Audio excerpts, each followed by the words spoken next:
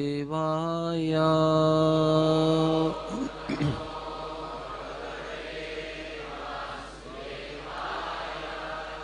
Om Namo Bhagavate Vasudevaya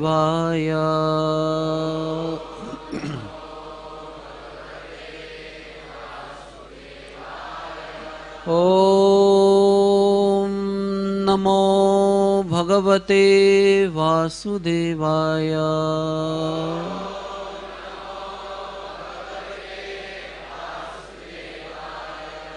Hare Krishna, Hare Krishna, Krishna Krishna, Hare Hare, Hare Rama, Hare Rama, Rama Rama, Hare Hare. Om Ajnanatimirandasya Gyananjana Shalakaya Chakshurunmilitam Yena Tasmai Shri Gurave Namaha. Hare Krishna. I express my gratitude to be allowed to be amongst you on this very auspicious day of Sri Balaram appearance. Welcome all of you to this wonderful festival of Lord Balaram's appearance day. Hare Krishna. So we saw a beautiful drama presented by Paramahansa Prabhu's group, and we could see the dedication and the devotion, the love and the surrender that this great personality has towards the Supreme Personality of Godhead. That is Lakshmana to Ram, Balaram to Sri Krishna, and Nityananda to Gauranga Mahaprabhu. Whatever the role may be, whatever the position may be, higher or lower, he remains subservient to Sri Krishna. You can see when Sita Devi was asked to enter fire, and Lakshman was supposed to arrange the funeral, that fire, you know. And he was very upset actually. He wanted to tell Lord Ram, it is not fair. She has gone through so much torture through Ravana and all those ghastly demonesses who were there, and such threats, mental, emotional torture. And after all that, it's time to meet you, unite with you, and you are asking her to enter fire. But still he had to arrange the fire. She had to enter. When everything was fine, and some Dhobi said that, I'm not like Lord Ram, to accept you at home. You have spent the night in somebody else's house, I reject you. And immediately Lord Ram decided to send Sita to Valmiki Muni's ashram. And he told Lakshman, arrange a chariot and take her and deliver her to Valmiki Muni's ashram. Lakshman was crying, pleading to Lord Ram, please don't be so cruel. She's pregnant. This time she needs your shelter and association and kindness. And you haven't even told her. I know you are abandoning her, but I can't do this service. He says, Lakshman, arrange the chariot and take her away. And he was driving the chariot, and Sita Devi was so happy because she was a great Vaishnavi, Supreme Vaishnavi, Supreme Goddess of Fortune. She was thinking that such a great fortune. I will be getting association of devotees, Sakshat Valmiki Muni, in my pregnancy time. So auspicious. She was happy, in anticipatory mood of happiness that she is going to receive in a short course of time. And Lakshman was crying, constantly crying. After some time she realized that Lakshman was crying. So she said, my dear Lakshman, why are you crying? Such a happy occasion, we are going to a saintly personality's ashram. Long time he could not speak anything. But then he said, my dear mother, you are not supposed to come back. I'm supposed to leave you and go. And you're not going to be accepted by Lord Ram anymore. So such painful situations Lakshmanji went through. Against his will actually. Of course, his will is not different from Lord Ram's will. But that emotional struggle that he went through, to see Sita suffering. So next lifetime, next incarnation, he came as Balaramji. It's a very beautiful relationship actually. For the sake of pastimes, it may be elder brother, younger brother, and I want to become your elder brother, so I can instruct you and not undergo such kind of emotional tussles through you, by you. Ultimately, he is the only personality in the whole existence, spiritual and material, that serves the Lord. That personality serves the Lord in all the rasas, all the 5 principal rasas. As Shantaras, he becomes the bedstead of Krishna, the ornaments of Krishna, the pitambara of Krishna, the flute of Krishna, the peacock feather of Krishna, the earrings and the armlets and the bracelets and the ankle bells and all the dresses that he wears, the flower garlands, even to the extent of Sri Vrindavan Dham is the manifestation of the body of Balaram. That is why when we go to Vrindavan Dham, we get down Mathura station, first we offer our obeisances to Balaramji. Because he is the one who has become Vrindavan Dham for enabling Krishna to perform pastime by giving him platform of Sri Vrindavan Dham. So Vrindavan Dham is not different from Sri Balaramji himself. So we offer our obeisances because we are not qualified to step on him. But still, to take darshan of the beautiful places of Sri Vrindavan Dham and to serve there, we have to enter and put our wretched feet on the land of Vrindavan. That very Vrindavan Dham is expansion of Sri Balaramji. Even Gaulok Vrindavan is Sri Balaramji himself. What to speak of Bhauma Vrindavan, which has been sent from Gaulok Vrindavan on earth. Then he is Dasya.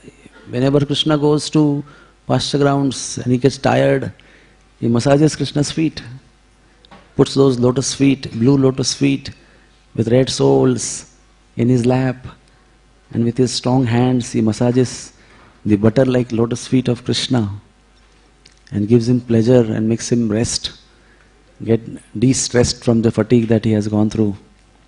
Sometimes he will put him on his lap, his head, and pat him and put him to sleep whenever he is tired in the forest. He would feed him and serve him whatever way he can serve him. And he is a very great friend of Krishna.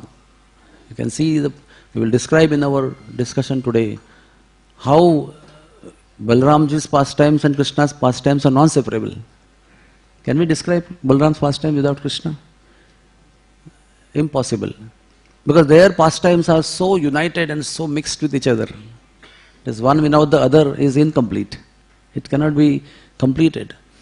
So all the loving, friendly pastimes, all teasings, all quarrels, all fights, all competition with Mother Yashoda and Rohini, all this is Sakyaras, the friendly relationship that Balaramji has with Krishna. And then Balaramji's elder son of Nanda Maharaj, Yashoda, Vasudev, Rohini.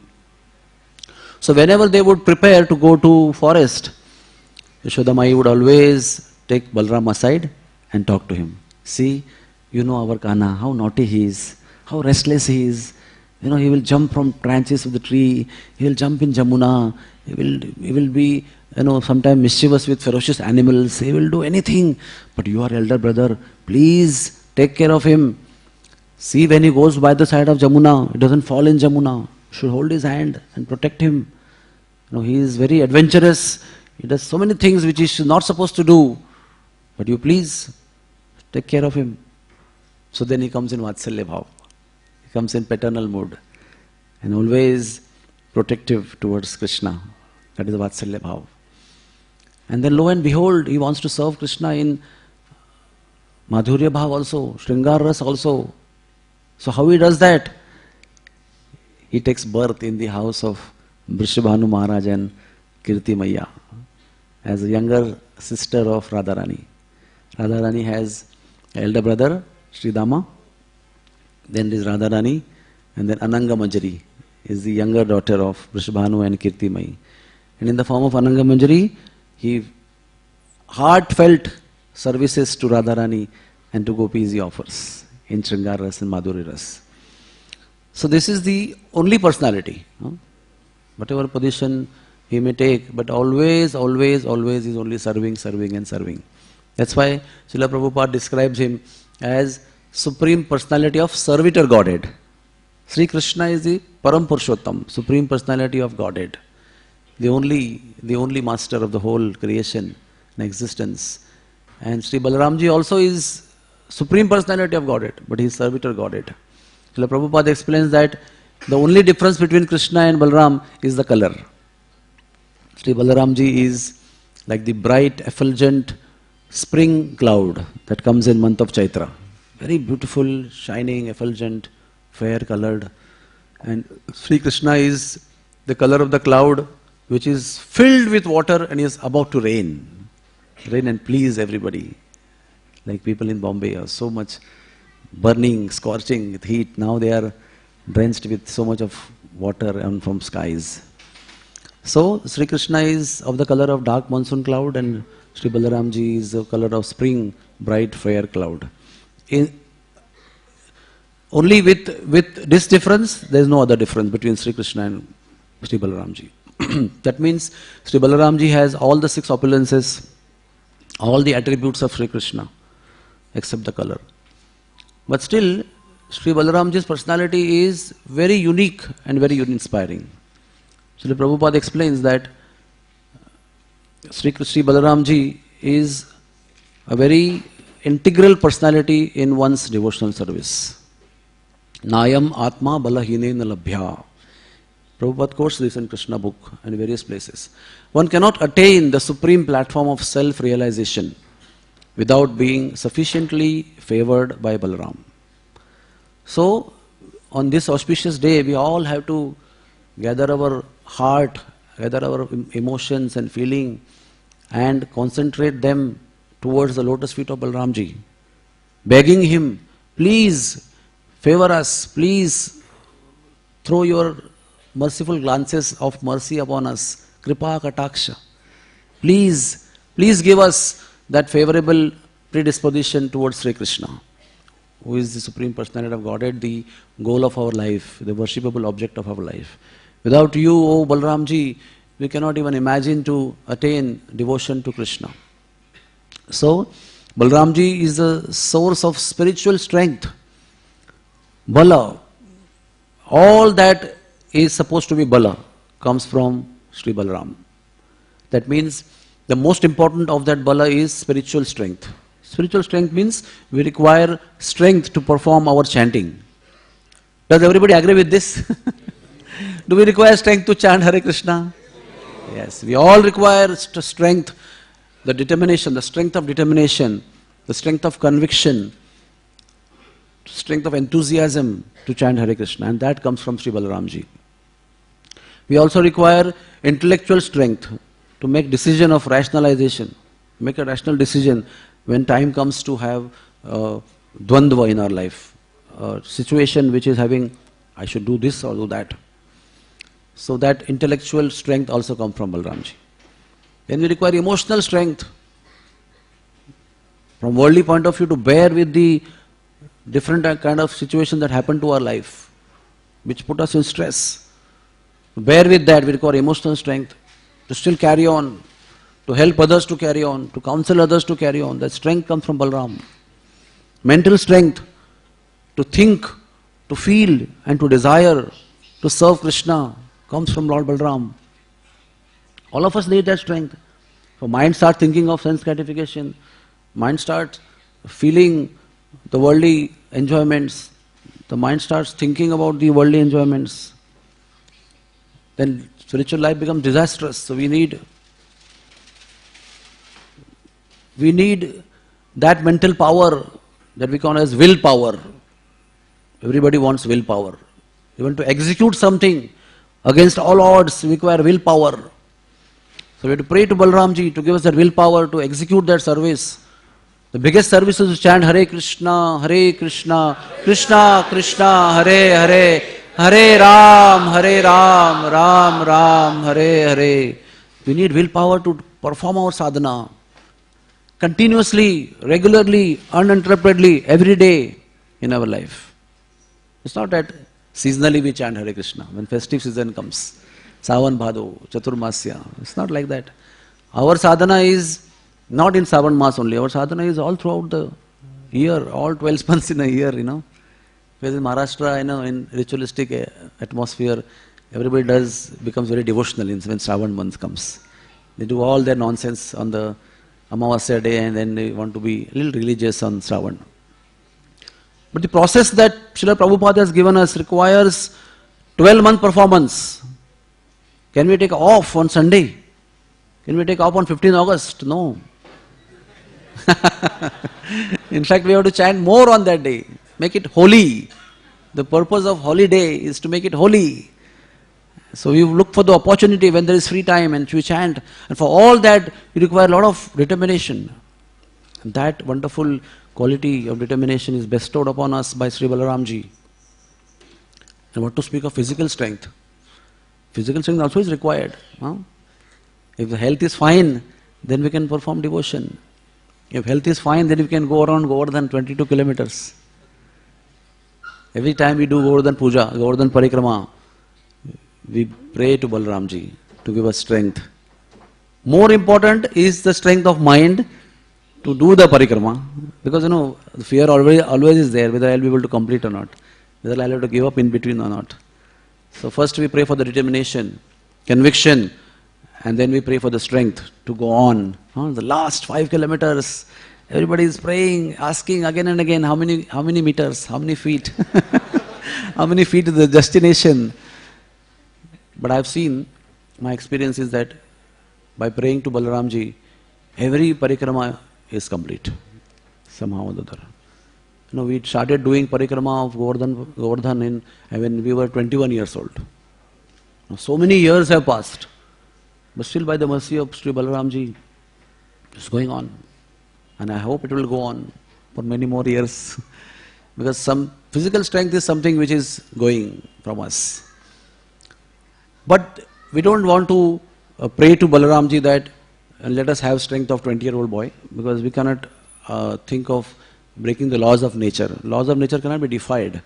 But at the same time, unbelievably, Sri Balaramji can give you strength when it is not expected to be there, if you want to serve Krishna.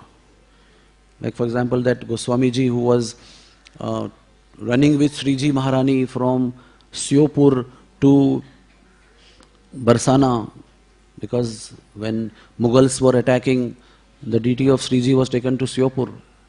And then one day Sriji told, Radharani told that Goswamiji, take me away from that place now. I want to go back to Barsana. And the king would not allow, so he ran away with her in the middle of the night. And he was very, very, very old man. But he felt that he had strength of a young man. And he was flying as if he was, with the speed of mind, he was flying. But he was thinking that he was walking on the road, he was walking. So that kind of strength which is unusual is also coming from Sri Balaramji. At times when you require it, and you are supposed to be most physically weak. So that man, old man was like, he was unbelievably running, he was not able to believe himself, how I am running. But he understood that is divine strength. Same thing with Srila Prabhupada, at the fag end of 69 years, he began his movement. And he was always up in the middle of the night. He was always up for Mangalarti, he was always walking, he was always writing, he was always conversing with people, always guiding people. All throughout the day he would be busy. A person who is in 70s and 80s is not expected to have this kind of strength. But all that strength was coming from Sri Balaramji. That is why Srila Prabhupada explained us that Balaramji is Guru Tattva. He is the very original personification of Guru Tattva, original spiritual master. And all our spiritual masters all over the world, whoever exists, is all the representation of Sri Balaramji. So Srila Prabhupada, our Gurudev, all the Gurudevs of all the devotees are, all Gurudevs are the representatives of Sri Balaramji. That means the potency of connecting us to Krishna comes to Sri Gurudev by the mercy of Sri Balaramji. So we are so indebted, and we have to be eternally indebted. Because of this great personality called Balaramji, we are able to hope, desire and hope that we will one day meet Krishna. Because even though he is personally not physically present with us, he sends Sri Gurudev as his representative to connect us to Sri Krishna. So Sri Balaramji is the only link with Krishna, and because Sri Gurudev is the personification of the mercy of Sri Balaramji, he is our only connection with Krishna. So when we follow the order of Gurudev, it is actually order of Balaramji on behalf of Sri Krishna to engage us in service to Krishna. So when we get an order of Sri Gurudev, it is the concentrated mercy of Sri Balaramji that comes to us. It is not something to be taken very lightly. Oh, I will do it whenever I can do. We have general instructions like chant Hare Krishna and follow 4 regulatory principles, eat prasadam, be with the devotees, read scriptures, serve the devotees. Beyond even these is also the concentrated mercy. At the same time, something specific comes to us. That is a special mercy of Sri Balaramji upon us. And when we fulfill that, what we receive by the mercy of Balaramji is more intensified connection with Sri Krishna. So we have to understand the instruction of Sri Gurudev in that fashion. It's not just somebody who is maybe in Indian body or a foreign body is now feeling that this is important. This is not relevant, because when I ask my neighbor, for him it's not relevant. But it's relevant for us because it is specifically designed for a particular soul. When we become initiated disciples in a bona fide sampradaya, there is a tailor-made program made for us to make spiritual advancement. And that is Balaramji's special plan, which is executed through the agency of Sri Gurudev.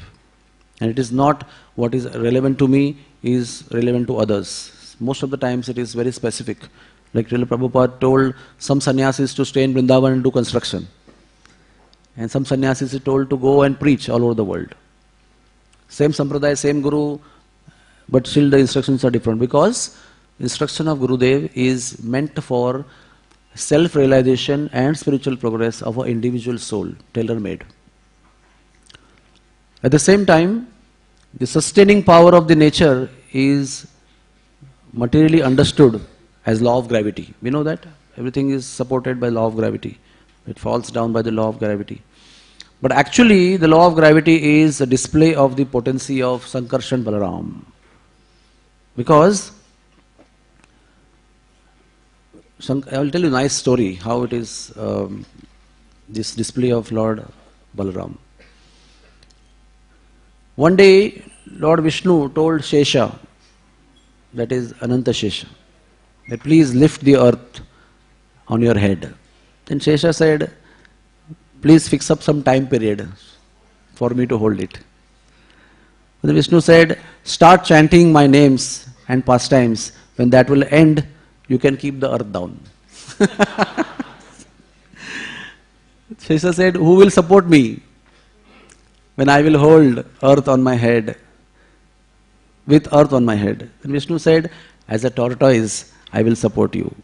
Then Shesha went 1 lakh yojanas, that is 8 lakh miles below Patal Loka, and lifted whole Bhumandala and held on his central hood only one hood. He has 1,000 hoods, only on one hood he held the Bhumandala.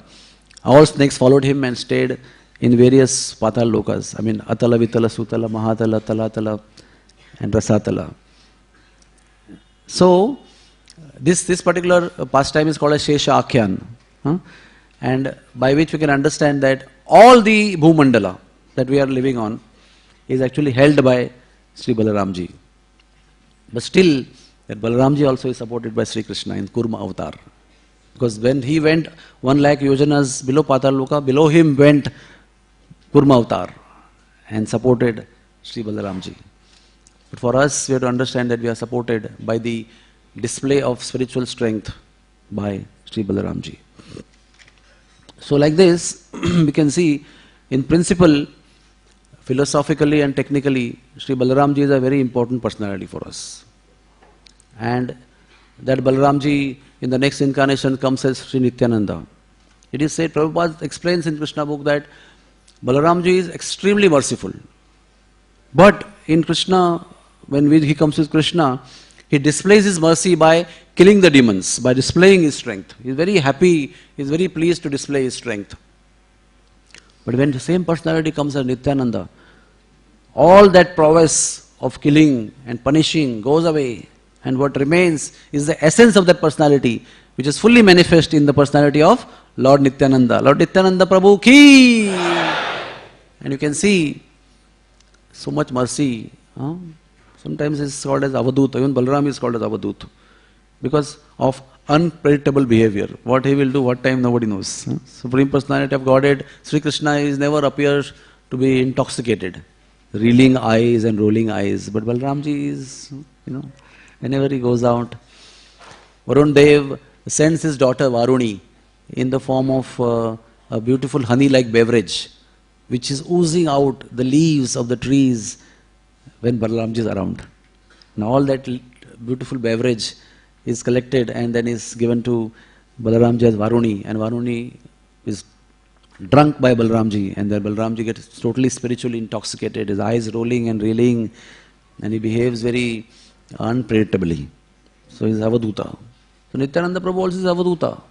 But even as Nityananda Prabhu, his Avadhut nature is also designed to be only merciful only.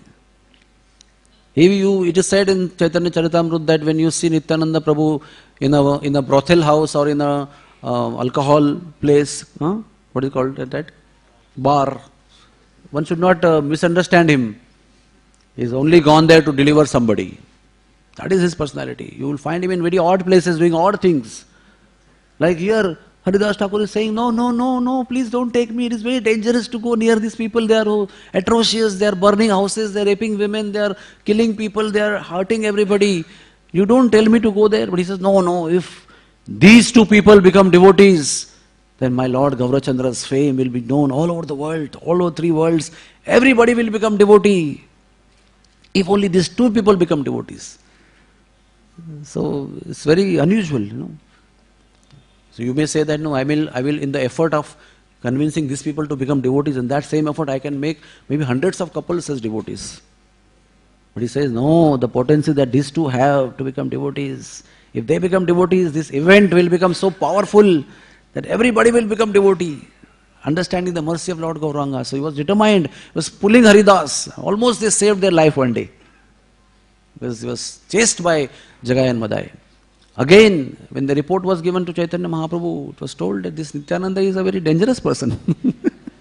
Cannot go with him. What he will do and how he will risk others' lives along with his, nobody can predict. So they were saying, be careful. Chaitanya Mahaprabhu said, take care when you are preaching. Again, next day, he was so inspired to see Jagai and Madai. While they were all performing atrocious activities, Nityananda Prabhu went and fell at their feet. Please chant Hare Krishna, Hare Krishna, Hare Krishna, Krishna Krishna, Hare Hare, Hare Ram, Ram Ram, Hare Hare, Krishna Mata, Krishna Pita, Krishna Dhanapran. This is the only purpose of life, to chant the name of Sri Krishna and perfect our life. So what?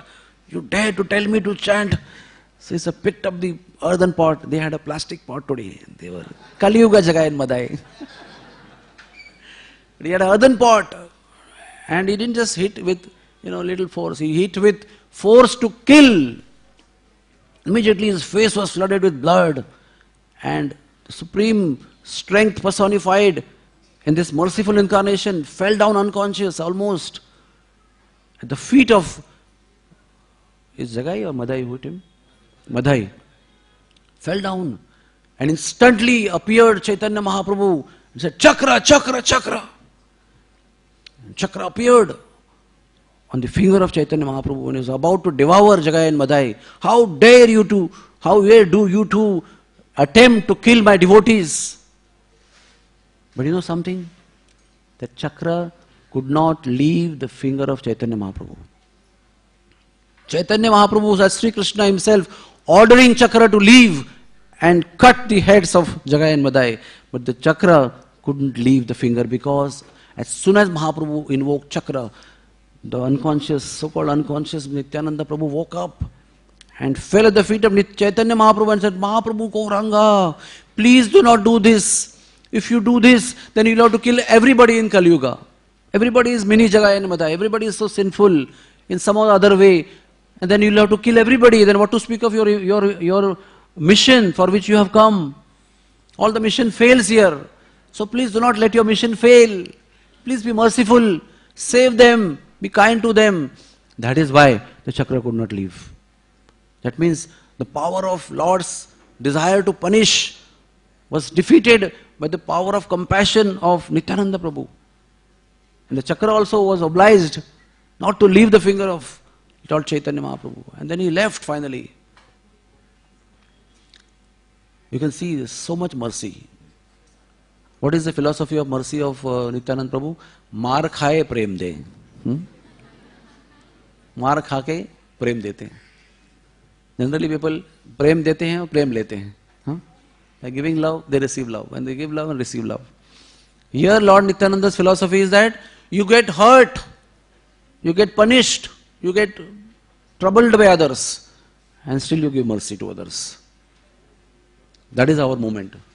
So Chaitanya Mahaprabhu's movement, Lord Nityananda Prabhu's movement is not a movement of revenge. That okay, as long as we are nice and people are nice with us, go on. People are bad with us, revenge, punish them. That was Krishna incarnation, that is the Dwapar Yuga. In Kali Yuga, we are taught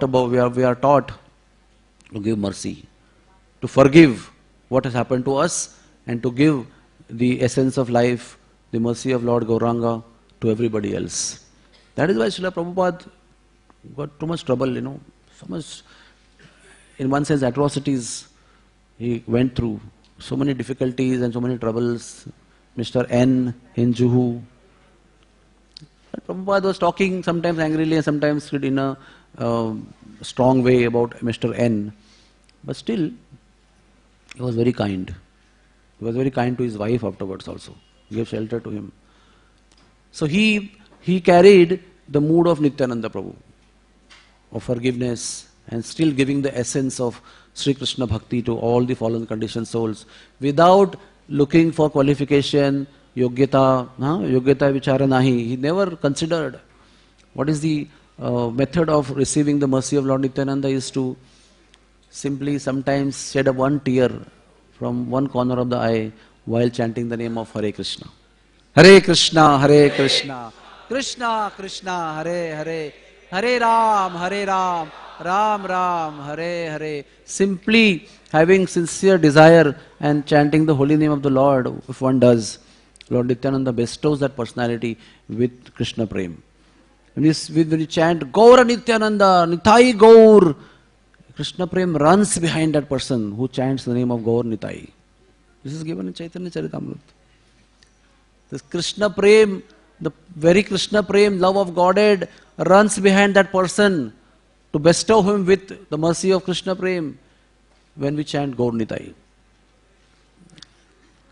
So today is the appearance day of that grace personality, the original personality of that mercy, that strength, Sri Balaramji. And again, technically, Sri Krishna expanded first into Balaramji. He is called Leela Avatar. There are 6 kinds of avatars of Sri Krishna. One of them is Leela, for the purpose of expanding Leela, pastimes of Sri Krishna. Balaramji's personality was created, which is non-different from Krishna. And then Sri Balaramji, how he is support of all the sampradaya. Original Guru, how? Because then he expands into Chaturvyuha. Sankarshan, Aniruddha, Pradyumna, Vasudev. Then that Sankarshan develops himself into another Sankarshana. Maybe you can say Sankarshan 2. That Lord Sankarshan 2 expands into Narayan. And to this level, all the personalities into these expansions are governing the spiritual world, where there is no birth and death. Then this Lord Narayan expands into Mahavishnu. And this Mahavishnu then creates the whole material creation through Garbhodakashaya Vishnu, to Kshirodakashaya Vishnu, then to Paramatma, and to Brahma and all the living entities. So Sri Balaramji is that personality. First expansion of Sri Krishna. And he gives so much pleasure to Sri Krishna through his activities. Through all his activities, he is a source of so much pleasure. So, we'll go into history now, that some history I'll tell you in brief. There was a sadhu called Vedashira performing his bhajan in one mountain, and one Ashwashira sadhu came there. So Vedashira said, you don't perform your bhajan here because I am performing my bhajan here. So Ashwashira said, everything belongs to Sri Krishna. Why are you saying you don't do this here and there? This doesn't belong to you. And a small thing, but it created quarrel. And then Vedashira, and then Ashwashira actually cursed Vedashira to become a snake. So he became Kaliya. And then in return he said, with a small thing you curse like this? You're so eager to curse. You are wandering everywhere, here and there. You become a crow, like a crow. Like a crow is wandering here and there. So he became a crow. And then Vishnu appeared and he said, oh Vedashira, as a snake, you will become Kaliya. And also, Ashwashira cursed, while cursing that, you will become very fearful of Garuda. So the Lord Vishnu immediately appeared. He said, this is my divine desire by which you all fought. Because they were also, after cursing, repenting. How we did this heinous activity of cursing one another. So, Lord Krishna, Vishnu said that you will become Kaliya and you will have my footprints on your head by my pastime and you will be free from the fear of Garuda.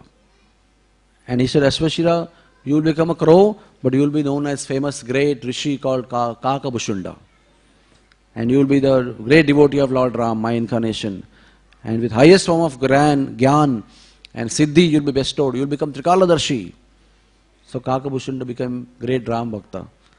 He was allowed to stay in Nilachal, Jagannath Puri. And he told Ramayana to Garuddev.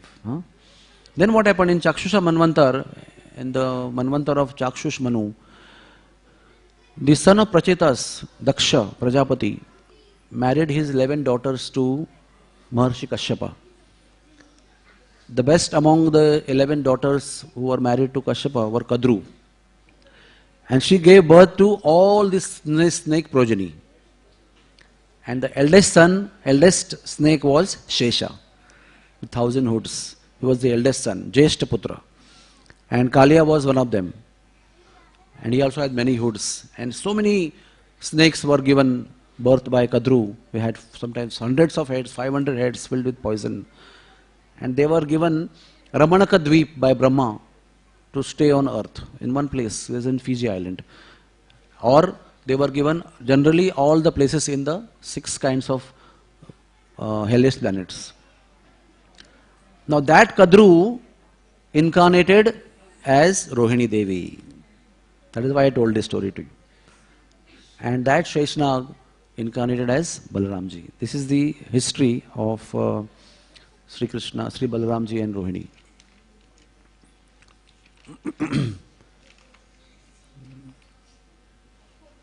Hare Krishna, Krishna Krishna, Hare Hare, Hare Ram, Ram Ram, Hare Hare. Rohini was one of the 16 wives of Vasudeva. Vasudeva had 16 wives. Devaki was one of them and Rohini was one of them. And interestingly, in my readings it came that she was sister of Vidura. So Vasudeva was brother-in-law of Vidura. And the story goes like this, that when earth was too much in pain, suffering because of atrocities of so many demoniac kings, she was burdened. She went to Brahma, and then Brahma went to Lord Vishnu at the banks of the Kshirosagar with all the demigods and mother cow in the form of earth in the form of mother cow. And then Lord Vishnu, amazingly, all this scene was taken by Lord Vishnu to Golok Vrindavan. And in Golok Vrindavan, Sri Ramchandra appeared and merged in the form of Sri Krishna. Narasimhadev appeared, merged in the form of Sri Krishna. All the other incarnations appeared with all their prowess and merged in Sri Krishna. And then Sri Krishna assured earth that I will come, don't worry. Instructed Brahma to instruct all the demigods to take various positions in the cowherd community and in the Kshatriya community, Yadavas and Vrishnis and Nanda Maharaja's progeny, and he will come as the 8th son of Devaki and perform his pastimes and kill Kamsa and all the demons. And then opportune time came that Kamsa was pulling the chariot of Devaki. Devaki is the daughter of Devaka, cousin sister of Kamsa. When she got married, generally when royal people get married, there are chauffeurs and drivers to drive. But out of love, sometimes the brother says, no, I will drive. And the usual custom also in many Indian communities that when the daughter gets married, the brother drives the sister to the husband's house. So same way Kamsa was inspired out of love for Devaki, and he took the chariot away and he took himself the reins of the chariot and was driving, and suddenly the Akashvani came that, oh foolish Kamsa, the eighth son of your very sister whose chariot you are driving will be the cause of your death. So immediately all the love ended there. This is a sign of a demon. As long as the swarth is fulfilled, that person appears to be loving, friendly, everything. As soon as one iota of selfishness is hindered, his self-interest, immediately all the animosity, envy, anger, rage, everything appears. So immediately, instantly, when there were Brahminical hymns were going on and some loving songs were being sung, somebody was dancing and music was going on, suddenly he roared, everything just stopped instantly. He pulled his sword, which was so powerful. With that sword he has conquered all the demons in the world. That sword he pulled up to kill a woman who is his dear sister. Pulled her hair in left hand, and right hand he was about to chop her head off. That why have 8 sons? Let us kill this lady only, who happened to be my sister. Vasudeva is supposed to be very mature and balanced and composed personality. He did not lose his cool. He was disturbed, but he was very, very mature and controlled. And he somehow convinced him that your fear is from the 8th son of my wife, not from my wife, from your dear sister. How can you do this? Nothing, no other philosophy worked on him. Only one thing worked on him, that I will deliver all the children born of my wife to you whenever they are born, immediately. And immediately the sword came down. Because that was only convincing for his materialistic, selfish, consciousness.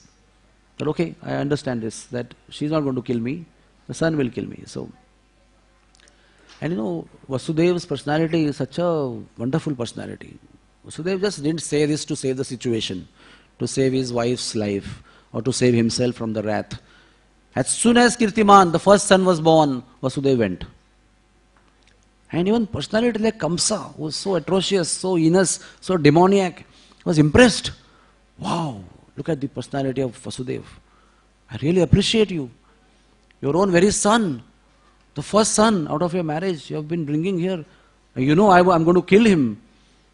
I truly appreciate your worthiness and truthfulness, your true Satyavachani. In fact, he even accepted that kind of a impossible looking proposal because it was being spoken by Vasudeva-like personality. Vasudeva even before was famous for his Satyavachana. So he said, oh, take this Kirtiman away. I have no fear from this particular child.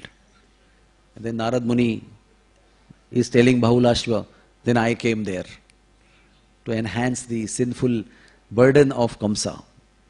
And I told him, Narad Muni tells Bahulashva, I told Kamsa that in the flower, when there is rounded, shaped petals, whichever you start one, the other one becomes 8th one. And when you take the 8th one as first one, then the other one becomes first one. When you take the 3rd one as first one, something else becomes 8th one. So in this way, which is the 8th one and which is the first one, nobody can say. And this Vamagati, these demigods are all Vamagati. All the Vrishabhanu and family are incarnations of demigods. All the Nanda Maharaj and Yashoda and the family are incarnation of Vasus. And all the people in Mathura are all demigods. Everybody has come to conspire against you and to kill you. And all these demigods have Vamato Gati. Unpredictable moves they do. So which is the first one, which is the last one? We don't know. And that was really confusing and bewildering. So immediately he arrested Vasudeva Devaki, put them in prison and brought the first child and smashed him against the stone. And like that, 1, 2, 3, 4, 5, 6 children, one after another, born every year, were killed by Kamsa mercilessly. All the people of Mathura under the king Ugrasena became very agitated because Kamsa was doing very heinous activity. Killing his own sister's children. Such bad publicity and such bad example and such ghastly feelings in the heart in the Mathura Vasis was created by Kamsa's behavior. So Kamsa was summoned by Ugrasen. Stop all this nonsense. So Kamsa was so arrogant, so rude and so strong that when this discussion was going on in the assembly, Raj Sabha, Ugrasen was chastising Kamsa. And all elderly people were chastising Kamsa. And there were some group of people from side of Ugrasen was chastising Kamsa. And there were some people on the side of Kamsa retaliating. And Kamsa stood up and said, you all nonsense people. And he started war there. And that war, there was so much of bloodshed that there were rivers of blood flowing in the Rajya Sabha only.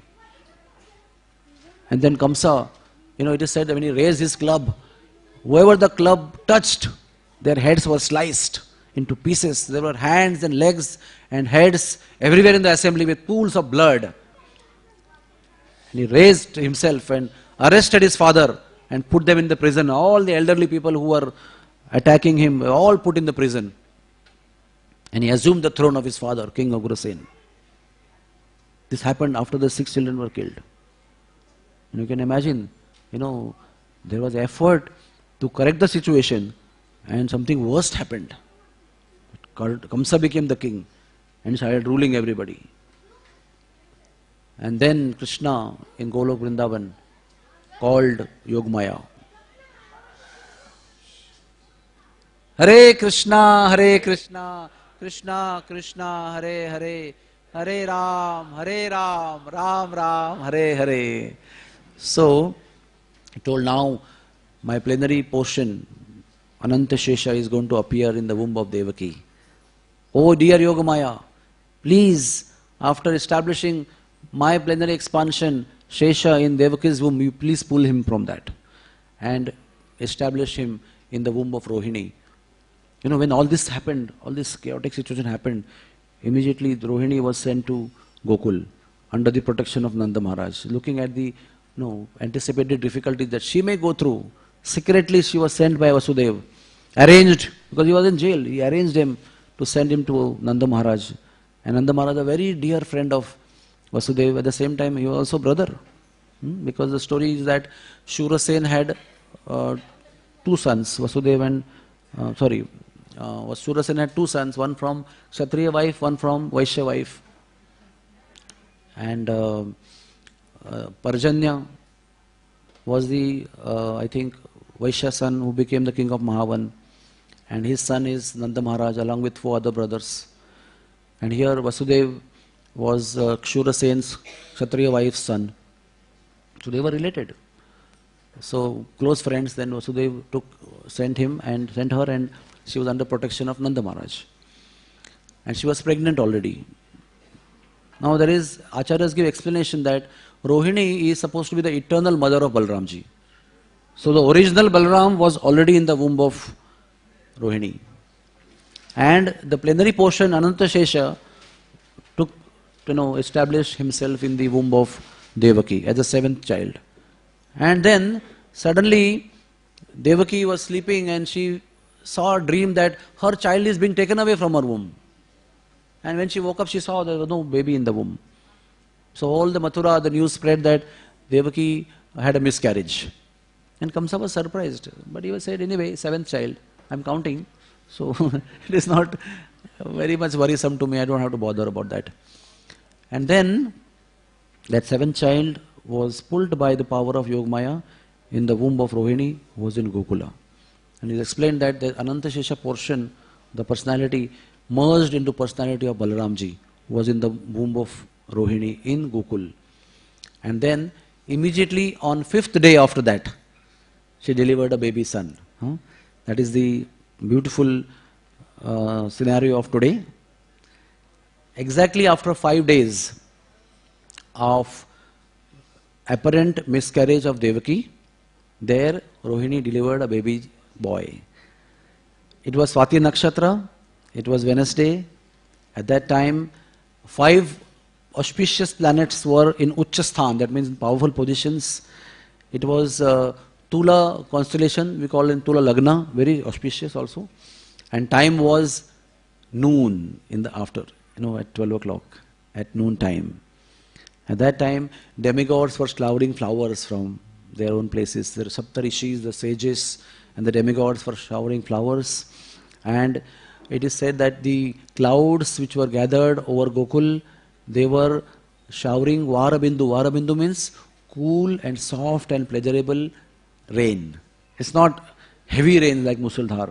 Very pleasurable, like sprinkle of fragrant water on everybody's. It's like you like to go out in that water and enjoy that rain. It's so pleasant. Such kind of beautiful Vari Bindu Varsha was going on. And obviously it was Purnima day. So it was full moon. Of course it's daytime, but it was a full moon day.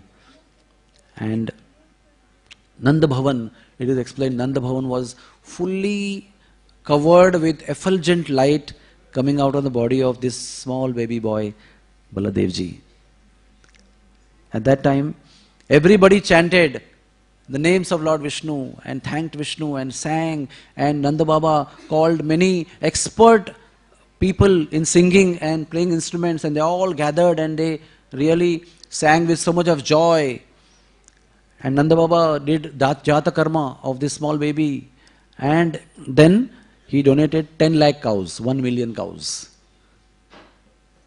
And there was a very beautiful Mangalmaya auspicious celebration of the birth of Lord Balaram. Now you can see love and the family unit and the culture of these times that we are talking about. Now, baby was born to Rohini. She was not Nanda Baba's wife, his friend's wife.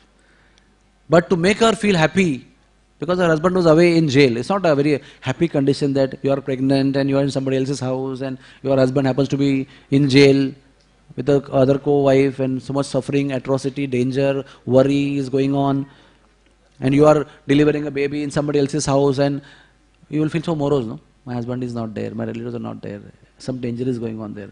To make her feel very happy and comfortable, and to give her all the happiness that her husband would have given otherwise if the baby was born, all that arrangement was done by Nanda Maharaj. This is friendship, this is culture. He made her feel so wonderful actually, so happy and so wonderful, that although she was missing her husband, but she felt spiritually so joyful, just in the company of the dear, loving Yashoda and her gopi friends and neighbors and villagers, and all the men came dressed up with nice ornaments and shining dresses. All the ladies came in beautiful gorgeous dresses and flower garlands, and they were running very fast to the house of Nanda Maharaj. Their bells were ringing when they were walking, and they were so overwhelmed and eager to reach. They brought so many gifts for Balaramji. So nothing was left unturned to give complete happiness to Rohini Devi on the occasion of birth of Balaramji. And lo and behold, what happened? Devala, Devarata, Vasishtha, Brahaspati, Narad Muni, Vyasadev, they all appeared in the scene of Nanda Bhavan. This Devarata is supposed to be the father of Yajnavalkya Muni, very, very famous Muni in our history of Vedas. Vasishtha is Guru of Lord Ram. Deval, Asita Devala was mentioned in Bhagavad Gita. Brahaspati, the Guru of demigods. Narad Muni himself, he says, I also went. He was telling Bahulashva the story. I also went. And the most important personality was Vyasadev, the Veda Vyas, the writer of all the Vedas, the Jnana incarnation of Sri Krishna. And he started glorifying Lord Balaramji. He told Nanda Maharaj, Nanda, Sanatan Dev Shesha has appeared in your house today, O Nanda. He appeared, he explained actually, he appeared first in Mathura in the womb of Devaki. Then he was brought here by Krishna's desire by Yogamaya. Oh Nanda, even the perfected yogis do not get darshan of this great personality who has appeared today as a son to give and bless you and give darshan to you. And to only specifically take darshan of this great personality, I have come from all the way Himalayas, the bank of Saraswati. You are very, very fortunate, O Nanda, that you have got this wonderful baby as a child in your own house. So let me chant the beautiful verses that Vyasadeva chanted. Devadi Deva Bhagwan Kama Pala Namostute Namo Anantaya Sheshaya Sakshad Ramayati Namaha. He said, you are Lord Ram himself. In the sense, Lord Ram means one who gives pleasure. You are Kamapal, you are satisfying the desires of everybody. You are Devadi Dev, the God of all gods. You are Ananta Shesha. Dhara Dharaya Purnaya Sudhamne Sirapanaye. Dhara Dharaya means you are the supporter of earth. You are complete Supreme Personality. And you are Sirapanaye, you hold the hull, that is plow in your hand. Sahasra Shirase Nityam Namah Sankarshanayate. You have 1,000 hoods when you are in the form of a snake. And you support the earth. You are Nitya, you are eternal. Namah Sankarshanaya, you have been pulled from the womb of Devaki by the power of Yogmaya to the womb of Rohini. That's why you are Sankarshan, joining the two dynasties of Nanda and Vasudev, uniting the two families. Revati Ramanatvam Vai Baladevo Achyutagrajaha. Now Vyasadeva is describing the different activities that Balaramji is going to do in future. He's a small baby, he's in front of him, but he's in the form of prayers, he is telling everybody what the activities of this great personality will be in the future. So he said, you will marry Revati. In short, I will tell you, Raivata, the king, very famous king in Satya Yuga, he had a daughter called Revati. And he was looking for a best match, but he couldn't get many match anywhere on the whole universe. So now he had to go to the father of the universe to inquire what to do. The marriage bureau for him was Brahma. He went to Brahma Loka to inquire what to do. I have to find a suitable match. So he said that there is Supreme Personality of Godhead Baldev now performing pastimes in so-called Dwapar Yuga of the earth along with Sri Krishna. And lot of time has passed and your dynasty and your ancestors and your, Vamshajas, many generations have passed. By the time you reach, I hope you will correctly reach at the time of Dwapar Yuga and on earth where Krishna is performing his pastime with Balaramji. So on the order of Brahma, the head of the marriage bureau of Brahmaloka, Revata with Revati, came down and presented himself in front of Balaram, who was in the forest. Now Revati was of the size of Satya Yuga. Very tall. And Balaramji was suitable for the Dwapar Yuga size. Maybe, just approximately I would say, 10-15 feet. And Revati was many feet in the sky. So Balaramji called for his plow. And he raised his plow and pulled Revati down up to the ears for the suitable size. It is supposed to be a best size for the wife to be at the ear of the husband. So he pulled her down, made her suitable proportionate size up to his ears, and there was a beautiful marriage between Balaramji and Revati. That's how Balaramji married Revati. And there's a beautiful darshan of Balaram and Revati in Dauji. In Dauji is in the south petal of Sri Vrindavan Dham, and there Baladevji's 6 feet 6 inches tall murti is there, and Revati ji is standing next to him, not exactly next to him, but in a perpendicular direction, and very humbly standing there. And let me tell the story of Dauji also to you. The place Dauji is a very beautiful place in Brajbhumi, where there is Shir-Sagar. And when Balaramji came with the message of Sri Krishna to Vrindavan to console the gopis and the parents, when he was about to come, news came that he is coming. So Nanda Maharaj arranged to milk 100,000 cows. And all their milk, which he milked, was gathered in one pond. That was called a Shir-Sagar. And when Balaramji came, he bathed Balaramji with that milk. So it became Charanamrita of Balaramji. And that is where Balaramji's murti is residing. Very beautiful deity, holding one hand Varuni Patra and one hand is raised like this. Dark color deity of Balaramji. And then in the course of time, when Krishna left the universe, Brajranabji, from about 4,500 years from now, he installed that deity of Balaramji made by himself. And in the course of time, that deity was lost. And then to Gopinath Goswami, who is the son of Vallabhacharya, the dream came. And Balaramji appeared in the dream of Gopinath Goswami that I am in this particular pond of Kshir-Sagar. Please take me out. So Gopinathji, the son of Vallabhacharya, took the deity out and installed him again in the temple there, which is going on. Worship is going on there. And you get typical, what do you call that? Khadi Sakar? What do you call it? Mishri. That Mishri Prasad you get there, very specific. And very loving Goswamis are there who always call us when their turn comes to worship. And you can also go and worship the deity, physically serve the deity and dress the deity and touch the deity's feet. Very beautiful. And that is supposed to be, Baladev is the one of the 4 devas who guard Brajbhumi. In Mathura, Keshav Dev, and in Haridev in Govardhan, and what is the 4th one? I don't remember right now. So Baladev is the guardian of the south petal of Sri Brajbhumi. So Revati Ramanam Tvam Vai Baladevo Achyutagrajaha. He will become Achyutagrajaha. He will become the elder brother. That means very soon Sri Krishna is going to be born. Halayudaha Pralambagnaha Pahi Mam Purushottama. Oh Purushottama, please save me, protect me. He is not forgetting to offer his prayers and asking for protection. He is saying, Halayudaha, you will be holding plow in your hand. You will be killing Pralamba, Asura, in the course of time. Balaya, Balabhadraya, Talankaya Namo Namaha. You are the personified strength. You are Balabhadra, the brother of Sri Krishna. Talankaya means your chariot will be always bedecked, decorated with Tala tree, the sign of Tala tree. Tala Anka.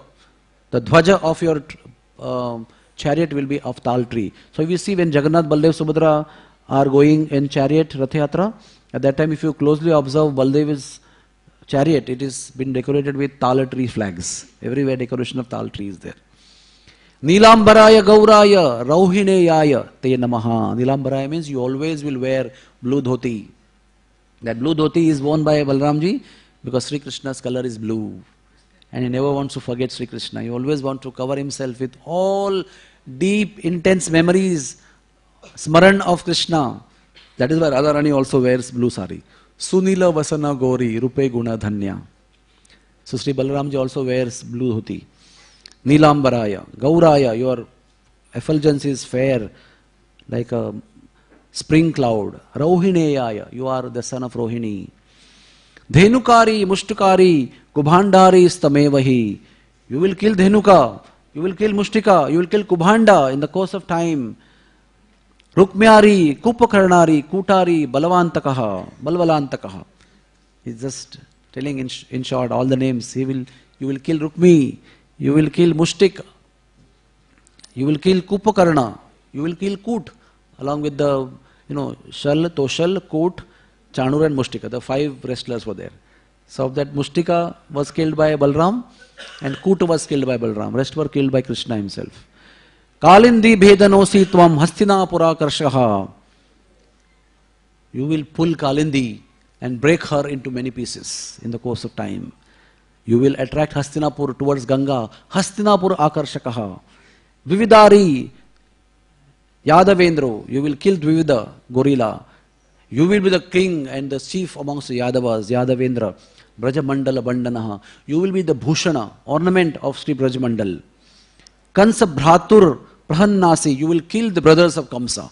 After Kamsa was killed, many brothers attacked. So Balaramji with his plow and gada killed them. Tirtha Yatra Karaha Prabhu. You will be the person who will go for Tirtha Yatra when Mahabharata war will take place. Duryodhana Guruhu Sakshat Pahi Pahi Prabhu Jagataha. In your most avadut kind of behavior, you will adopt Duryodhan as your disciple. Duryodhan Guruhu Sakshat Pahi Pahi, please protect me, O my Lord, please protect me. This is how Vyasadeva praised Lord Balaram. Very, very beautiful prayer. I wish I had the tune also, I could have sung. Jaya Jaya Achyuta Deva Paratpara Swayam Ananta Diganta Gatashrutaha Sura Munindra Fanindra Varaya Te Musaline Baline Haline Namaha. All glories to Balaramji, who is Paratpara, means who is transcendental Lord, who is Swayam Ananta. And he is Munindra, he is worshipped by all the Suras and all the demigods and all the Munis. He is Fanindra, amongst all the snakes having hoods, he is the Fanindra Raj. Musaline, he will hold Musal. Haline, he will hold Hal. Baline, he will be full of all strength. I offer my pranams to him. Iham pateta satatam stavanam tu yaha satu hare param padama vrajet. What is the meaning of this? Those who will recite these prayers offered by Vyasadeva, they will always ascend the spiritual abode, Padma Vrajet, who is like a lotus flower. They will ascend the spiritual world. Jagati sarva balam tvam ari mardanam. They will be able to destroy their enemies. They will become very powerful. Arimardhanam, then they will be able to subdue their enemies. Bhavati tasya jayaha swadanam dhanam. They will be all filled with transcendental and material wealth. Those who will recite this wonderful prayer given by Vyasadeva, glorifying Lord Balaram. Ramante yogino yasmin sarvatra ramatitava. Vyasadeva says he will be the personality, actually he will give great pleasure to all the yogis attempting to unite with Krishna. Sarvatra ramatitava, everywhere he will spread pleasure. Gunaischa ramayan bhaktanstena ramam viduhu pare. He will be known as Ram. Rama viduhu pare means he will be known as Lord Ram, because he will be the cause of pleasure to everybody. Because by the mercy of Balaramji only, one will receive tremendous strength, spiritual strength, and by the power of that strength, one will derive great spiritual ecstasy. That is why he is called Ramana. Gunaischa ramayan bhaktanstena. He will, by his great qualities, please all the devotees. Garbha sankarshana dasya sankarshana itis prataha. He will be known as Sankarshan because his garbha was pulled by Yogmaya. Sarva visheshad yam shesham baladhikyad balam viduhu. And why his name is called Shesha? It is explained that when everything is removed, he remains Shesha. That is why he is called as Shesha. That's what Narad Muni explains. Baladhikyat balam viduhu. As Shesha, as Balaram, he will be known for his tremendous, extraordinary power. Viduhu, they will be known as. Yogis are always pleased, will be pleased. Devotees will be always pleased. That's why he will be called as Ram by learned people. So, after a few pastimes, then Krishna was born, and then Putana was killed, Shaktasura was killed, and after few pastimes, then Vasudeva sent Garga Muni to Gokul to perform name-keeping ceremony. And at that time, Garga Muni took them to cowshed because there was danger. They wanted to keep it as a private affair, not to declare to everybody and endanger the lives of Krishna and Balaram and the cowherd boys. So,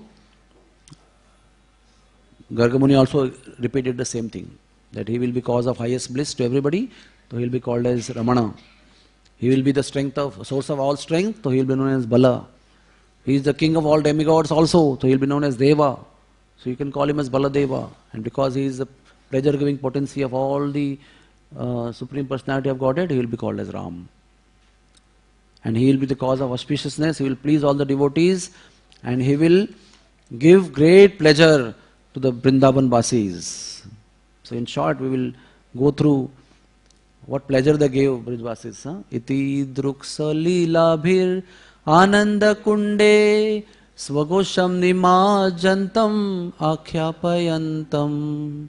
So, these two brothers, when they were in Vrindavan, in Nandagaon, they pleased the Brajavasis so much, they drowned them in ecstasy of love and happiness and love. So, when they were breastfed, they were giving so much pleasure to Rohini and Yashoda. They were running here and there, crawling, their bells tied at their waist, were making beautiful sound. It was so pleasing to see that the two great personalities of Godhead as babies were running for protection whenever they would hear some big sound of clouds in the sky or some big sound of some animals. Running in the laps of Rohini and Yashoda for protection and crying, appeared to be very fearful. And then they were decorated always with saffron and sandalwood pulp. They would fall in the clay and their decoration would get mixed up with the clay, and they would often be taken by Rohini and Yashoda to the cowshed, especially when baby cows are there. And you know how babies are. When they are small, they somehow take hold of some stool or some chair or some mother's sari or somebody's leg, and they will stand up and attempt to remain standing by holding that support that they have taken. So like that, in the cowshed, what is the best support? Is the tail of a calf. So what they will do, they will slowly, whatever is available to their height, then they will climb and then they will stand. And then they will pull that tail. And as soon as the tail is pulled, what happens? The calf gets disturbed. Calf gets confused, what's happening? So the calf starts running. And they will not leave the tail. both of them. And then what will happen? As the hand is pulled, they will fall on their belly in the beautiful mixture of cow dung and cow urine. It's a very smooth skating mixture all over the cow shed. And then they will fall on the belly, and the belly is decorated with chandan and aguru and beautiful saffron and sandalwood. And all that will get mixed with this beautiful mixture of cow dung and cow urine, and it will form a beautiful medium for skating. And they will skate on their abdomen all over the cow shed. Krishna and Balaram running behind holding the cow tail, and the cows are running everywhere out of confusion and fear with raised ears. And Rohini is tears in eyes. She saying, Yashoda Didi, please come, see our Krishna Balaram or Kana and Balua, see how they are beautifully running. And Yashoda will come running to see, and tears filled with eyes. She will see how these two brothers are skating in the cow shed. Then they will become hungry, and then they will cry, and then they will go in between the cow shed and pick these two children up filled with cow dung and cow urine, and then they'll put them to breast, and when they are feeding the breast milk to them, they will see small beautiful teeth coming out from the gums of their mouth, and they will get great pleasure. They'll close their eyes and enjoy transcendental bliss of feeding these two transcendental boys. And then little bigger they became, and what they started? Makhan chori. They would go to different houses and steal butter.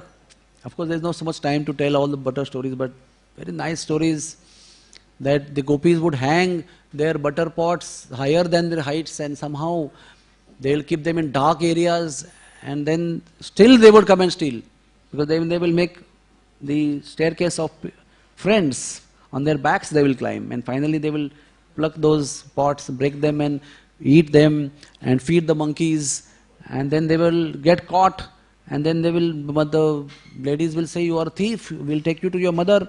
He said, what, your butter is not at all tasty, even monkeys are not eating it. Because they would have their bellies full and will fill the bellies of monkey, and then monkey also will be unable to eat, and that time these gopis will come. So they will tell them, your butter is so tasteless that monkeys don't taste it. And what do you think? I am the son of Nanda Maharaj, who is the king of Nandagaon. There are so many lakhs of cows, and my mother makes Padmagandha cows she has bred, and she has given them Padmagandha grass and the milk, smelling of Padma, lotus flower. The butter derived from that Padmagandha milk is fragrance of lotus is there in that. Why should I come to your house to steal your butter? Like that they will keep arguing. And then one time their hand is in the pot filled up to this, and full mouth is filled, and then they are saying that we are not stealing your butter. Actually, let me explain to you, please don't get angry and agitated, just cool down, listen to me what I am saying. Your pot of butter was filled with ants. And I was thinking that you gopis have worked so hard, grazing cows, feeding them, milking them, and putting yogurt, and then churning them, then yielding the butter out of such a precious material that you have yielded, and ants are crawling everywhere. We thought ants should be removed to maintain the sanctity of this butter. So when we were removing the ants, some of the ants, were quite deep in the butter. So we had to put a hand in the butter. And while I was removing, some ants crawled on my hands, and some of them crawled on my arms, and then shoulders, and then neck, and then my cheek, and then came my lips. It was too titillating, too scratching. So I removed my hand from the butter and removed the ant.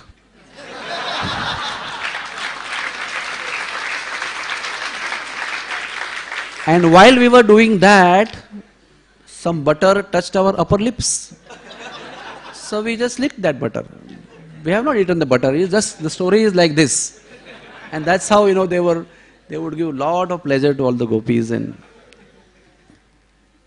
the gopis would complain that these boys, we keep them in the dark, and still they find out some of the jewels that they are wearing. They give light, and that in that light they can find out anything and everywhere. So Mother Yashoda sometimes would not wear their jewels, and still they would steal butter. And then they would say, oh Mother Yashoda, looks like the bodies of these two sons of yours are so effulgent that they can say anything, anywhere, with or without jewels. Then they will go and pinch the babies if they don't find butter anywhere. They'll put water in the ears of the babies in the cradle. They'll wake them up. They'll cry. And sometimes both of them will also pass urine and stool in the house of gopis. And then when the complaints would go on, these two boys would sit silently like very disciplined boys. And then they would say, gopis would say, look, look, look, when they come at our house, they are so naughty, argumentative, so arrogant and so aggressive. And now like disciplined children, they are sitting and listening very quietly as if nothing has happened. And then Krishna became a little bigger and he ate dirt. And then Balaramji went and complained to Mother Yashoda. Today our Kanha has eaten dirt. You tell me to protect him. He is not listening anything. He just went and ate dirt. So Krishna said that today we had one game and we had two parties. One party was Balaram's, one party was mine. And our party won. My party won. And because his ego was hurt, because he got defeated. Today he got defeated, so he was very much sorrowful. So that's why he is complaining without any reason. I have not eaten dirt. So Mother Yashoda asked Balaramji, what is the fact? He said, no, not only me, see these friends also have seen. Eyewitness, he has eaten the dirt at the bank of Jamuna today. So then Mother Yashoda said, why to discuss back and forth? Open your mouth and see. And you know that Brahmanda Leela took place. Mother Yashoda saw. So Sakhya Leela between Balaramji and Krishna. Many, many beautiful pastimes, but time is little less to describe all these things. In such a way, so in the meantime, Bahulashva is asking Narad Muni, what kind of fortune Nanda Maharaj and Yashoda had? What did they do to achieve this fortune? The two supreme personality of Godheads are crawling in their courtyards. One of the great devotees, I forget his name, he said, I don't worship anybody in the universe, I only worship Nanda Maharaj. Because the two great personalities, Krishna and Balaram, are crawling at his courtyard to just give pleasure to them. Whole the universe, everybody in the universe, all the munis, sadhus, yogis are attempting to see a ray of one light coming from one toe of these personalities. And the same whole personalities are as babies, taken the form of a small baby, to do mischievous activities, to speak broken words, to learn how to speak, how to walk, to do stealing activities and to pleasing activities, breast sucking. So many activities they are doing just to please Nanda Maharaj and Yashoda. So Nanda Narad Muni explained that there were two personalities called Drona and Dhara. And they performed thousands of years of tapasya, eating dry leaves falling from trees and water for 12,000 I think years. Complete absorption for Krishna. And the Lord Brahma appeared to them and asked them, what do you desire? They said that we want Sri Krishna Balaram as our children and we want complete absorption in serving them. Similarly, Devaki Vasudeva also. What was their names before? I just don't remember now. Sutapa and Prishni in the previous lifetimes. They came as Sutapa Prishni, then came as Kashyapa and Aditi, and Krishna is explaining them, now you have come as Devaki and Vasudeva. Even they had performed such pastime, such tapasya. But they asked only to have Krishna as their child. And they asked that we want complete absorption in serving you as a child. So we have to be also very specific and clear what we pray for. Prayers are not mechanical. They are not just because we have to offer something, we offer something. Prayers have to be very thoughtful. I don't want to quote names, but I know one of my closest friend wanted to remain brahmachari. And there was one woman, one lady who wanted to marry him. And she kept on praying for 15 years to get him as a husband. And this Prabhu didn't pray to continue his brahmacharya. Finally she got married with him. So I was thinking how powerful the prayers are. So if you want to save yourself from something, you also have to counter pray to save yourself. That is why I said that prayers are very specific, and whenever you pray is a science. Akrota is the Acharya of Vandanam. And prayer is a science that you pray very specifically, because you have to understand, when I pray, the Supreme Personality of Godhead is hearing your prayer as a person, not mechanically. And He will fulfill your desire as per your prayer. So I request all the brahmacharis to constantly pray. To maintain your brahmacharya. It's not just by mechanical, it's not mechanical. You have to, if you are serious, you have to really pray. So many friends always keep telling to keep praying, to continue their brahmacharya. So here, Drona and Dhara prayed for complete absorption of whole of their attention in Krishna and Balaram, in dealing with them and serving them, and remain absorbed in their service. So they became Nanda and Yashoda. Nanda was born as a third son of Parjanya. Eldest son was Upananda, then Abhinanda, then Nanda Maharaj, then Sunanda, and then Nandan Chacha. 5, and Nanda Maharaj was the middle son. Yashoda was born in Mehrano village, and her name was Yashoda. That she, when she was born to her parents, she had 2 brothers and 2 sisters, and when she was born, the fame of her parents spread like everywhere, anything. So Yashoda, she was giving of Yash, the fame. And then at opportune time, their marriage was suggested, and their marriage took place. And that's how Narad Muni explains, that's how they brought Krishna Balaram as their son. So now you know, on Balaram Day, the wonderful ceremony was organized. Now we'll discuss few beautiful pastimes by visiting so many places of Vrindavan, because many of us don't generally think that where are the temples of Baladev in Vrindavan Dham. We go everywhere and somehow we come in between. So today I want to draw your attention to some of the important temples of Krishna Balaram or Balaramji in Vrindavan. The most important temple in Sri Vrindavan Dham of Sri Krishna Balaram is Srila Prabhupada's temple. Sri Krishna Balaram. Sri Krishna Balaram ki. You can think that all over the world, Srila Prabhupada established temples of Radha Krishna. And Jagannath, Baldev, Subhadra were the first ones in San Francisco. But in Vrindavan, he did not establish as a prime deity Radha Krishna temple. He put prime deities as Krishna Balaram.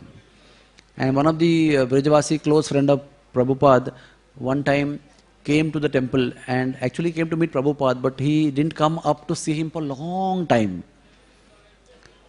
And then he came up and told Prabhupada that I was searching for Krishna Balaram all over Vrindavan, but I found him in your temple. Prabhupada was very happy. He said, yes, this is Raman Reti. Raman Reti is a place where Sri Krishna Balaram fun and frolic. They have their enjoyments here. They play with their friends. They have fun. And this whole Raman Reti, we established a temple. So I had to make Krishna Balaram deities here as main deity. And Prabhupada said that Sri Krishna Balaram in our temple are first in command. Second in command is Radha Shyam Sundar. And third in command is Gaur Nitai. And amongst Krishna Balaram also, if any of you have any difficulties anytime, please approach Balaramji. This is Prabhupada's words. Please approach Balaramji. Whenever you offer your prayers with sincerity in the heart and you express your problems, Balaramji will sort out your problems. So I do practice whenever I go to Vrindavan. I offer lots of prayers to Sri Balaramji for myself and for so many devotees who have difficulties.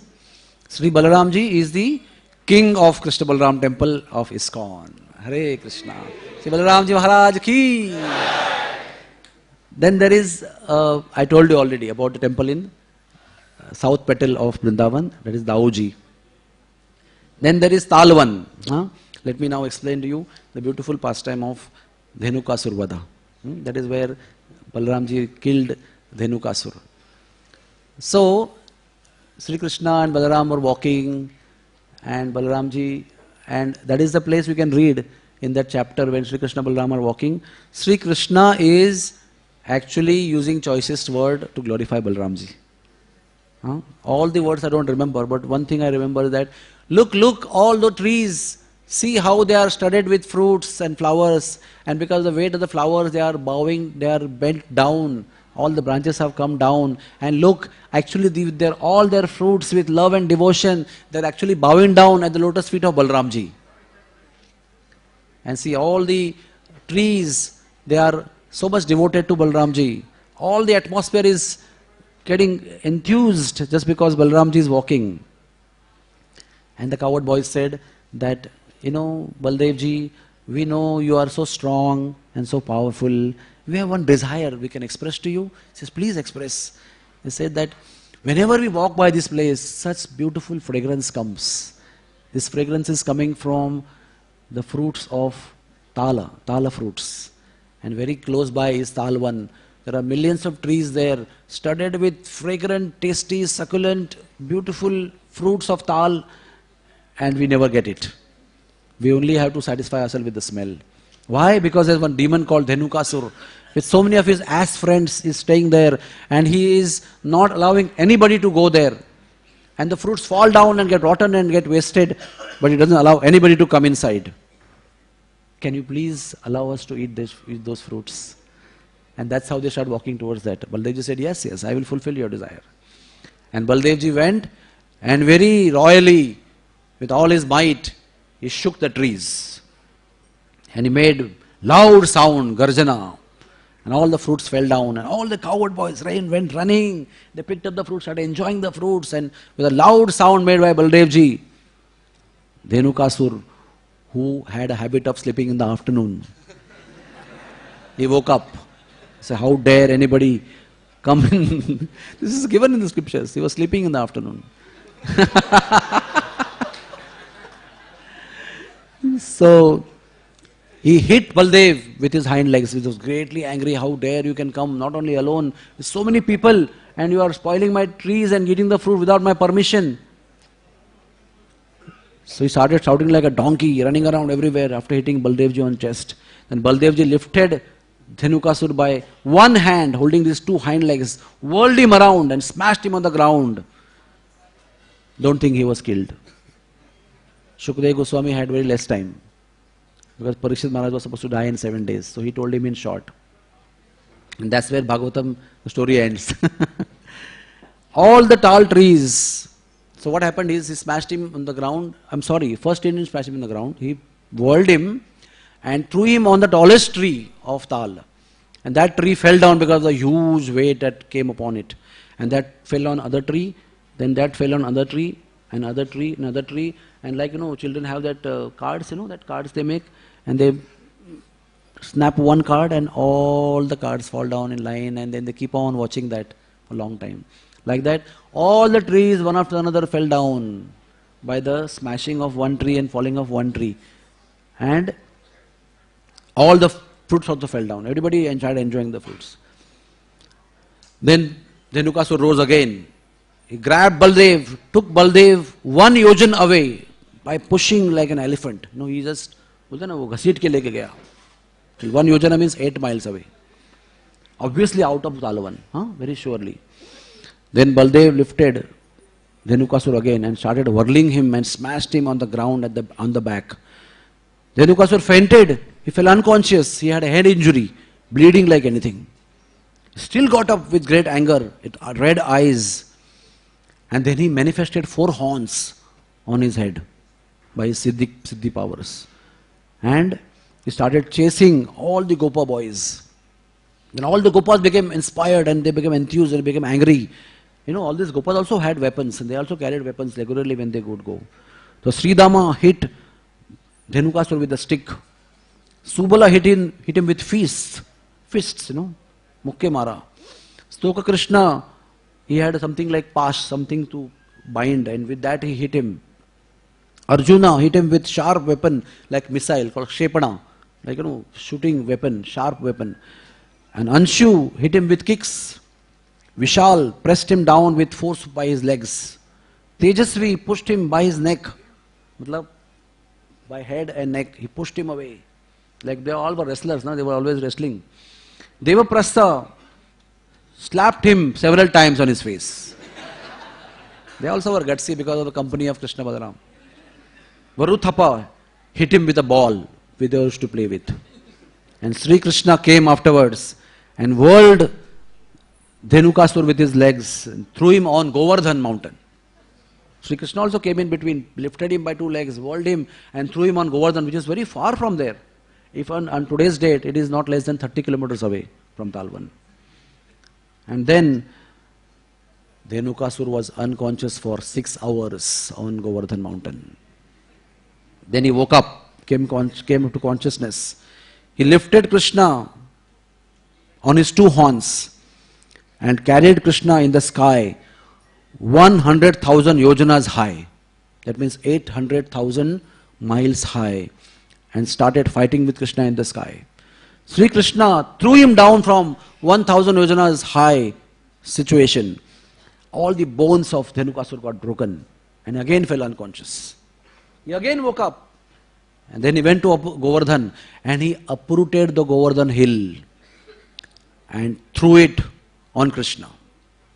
Krishna caught Govardhan Parvat like a ball and threw him back in the position where Govardhan was. That means he put Govardhan back in his position.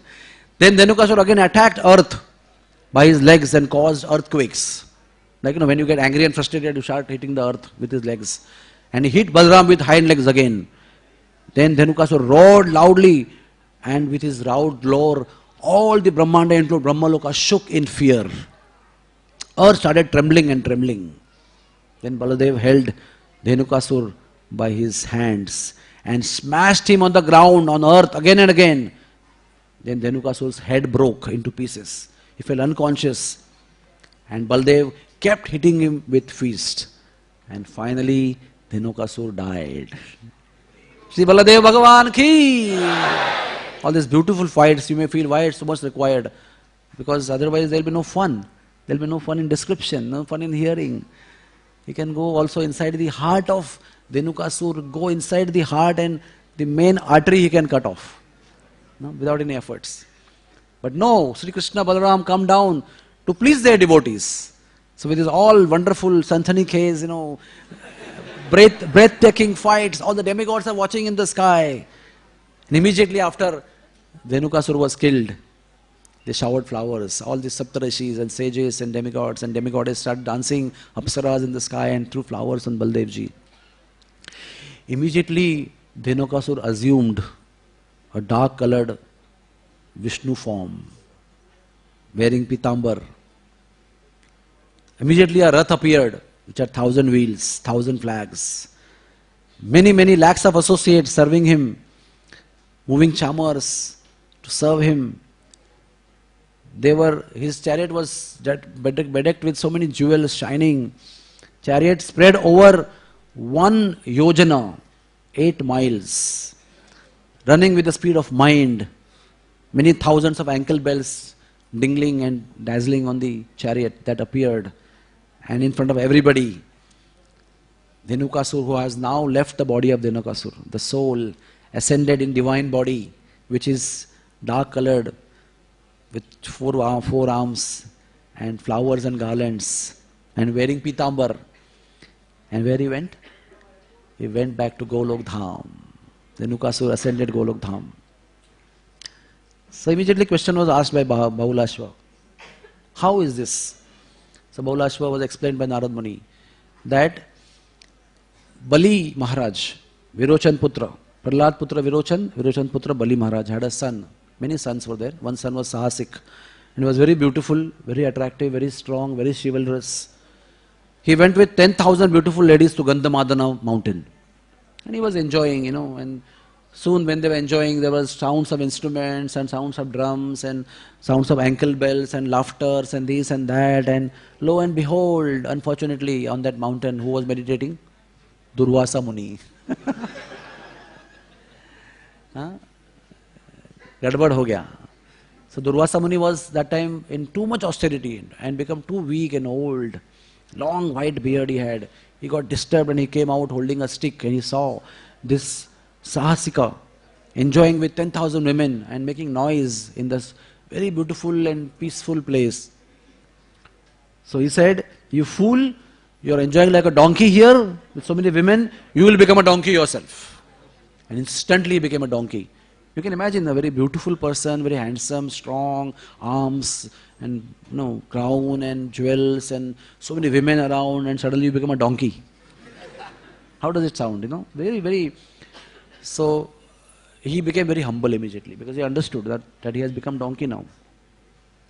Durvasa Muni said, for 400,000 years you will remain a donkey. Another shot of insult in front of 10,000 women. But because you have become humble, I will give you ushap, that means benediction, that Lord Baladev will kill you. A very interesting point here, that even Krishna was involved in the battle. He was also lifting him and whirling him. But why Krishna did not kill him?